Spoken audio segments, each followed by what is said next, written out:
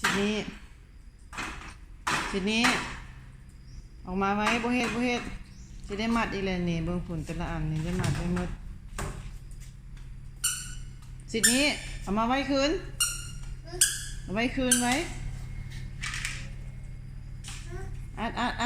อาเข้าก่อนแล้วค่อยอัดเข้าตู้ก็ไม่ค่อยอัดนะเข้าตู้ก่อนค่อยอัด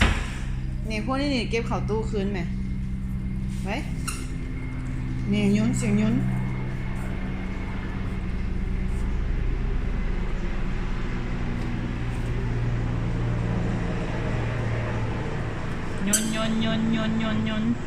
ยุน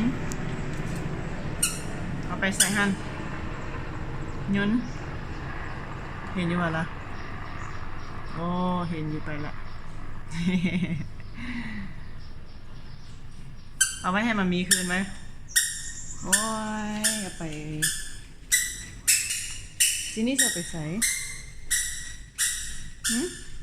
หกมันเลยเฮือนี่นะ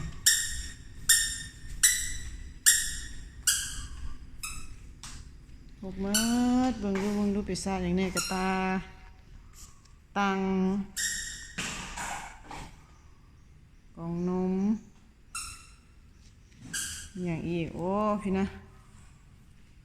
ตะหลิวหักหลายเกิดมาอยู่นี่ได้ยังไงโอ้สินี่ย่อยขอดก็ใหญ่มันเฮือนเลยนี่ไปเรียนมันตัวสิ่งไปเรียนตัวสิ่งไป